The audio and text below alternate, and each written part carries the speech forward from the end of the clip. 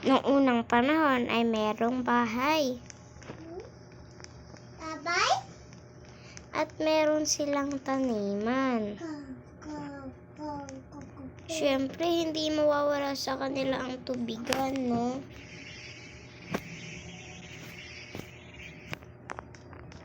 At ang kanilang alagang kabayo na semento.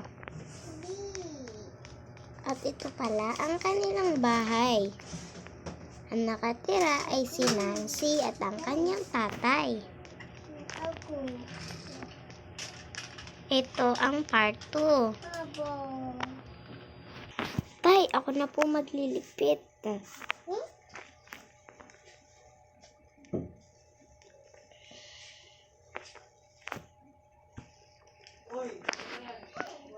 Okay na, tay. Maghugas na lang ako ng plato, tay. Kailangan ko na maghugas.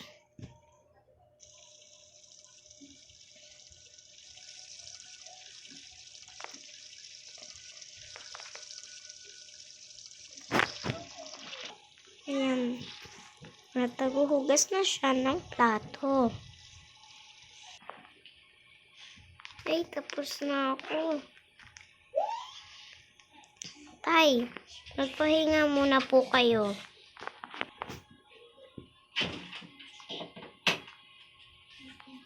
Sige anak, magpapahinga na ako. Anak, may trabaho pala ako ngayon. Pwede bang mag-ready ka ng pagkain? Naku, tay, walang problema yan sa akin. Ay, problema pala. Okay lang anak. Basta, kahit anong ulam, basta magugustuhan ko ha. Sabi ni tatay kahit ano daw. Sige, kahit ano naman eh. Siguro nilutan ko lang siyang chicken.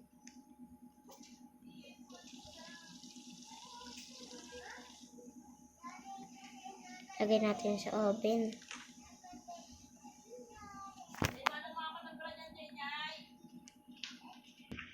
Ting! Okay na pala eh. O tayo, ito na po yung makakain nyo. Oops! Wait lang. Bago ko ituloy ito, guys, wag nyo ako babasya. Kasi, mag-isa lang ako rito nagbi-video.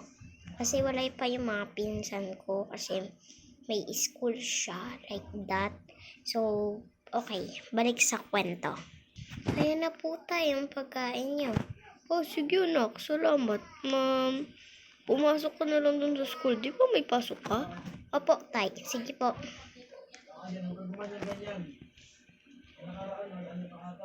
At pumasok na si Nancy. Tay, paalam po. Sige anak, mag-ingat ka. Gamitin mo na lang simento. May ano ba yan? Sige na nga. Simento. Yahoo! Mento. Nung nakaraan din, simento rin yung ginamit ko. Pero mabilis naman simento eh. Kaso lang, lumipat kami ng bahay. Doon kami dati nakatira eh. Tsaka medyo malayo-layo. Pero, malapit na rin. Dito na yung school namin.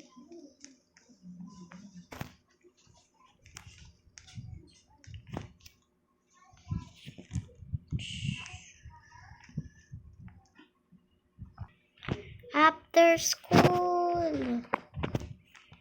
Uy, uwian na pala. Kailangan ko nang umuwi.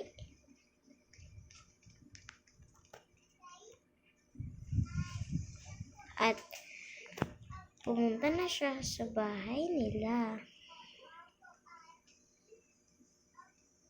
Sa isip-isipan ni Nancy, gusto niya ng kapatid. Kaso, paano yun? Wala ngang mama. wala siyang nanay at wala rin siyang kapatid. Wait for part 3 guys. Bye!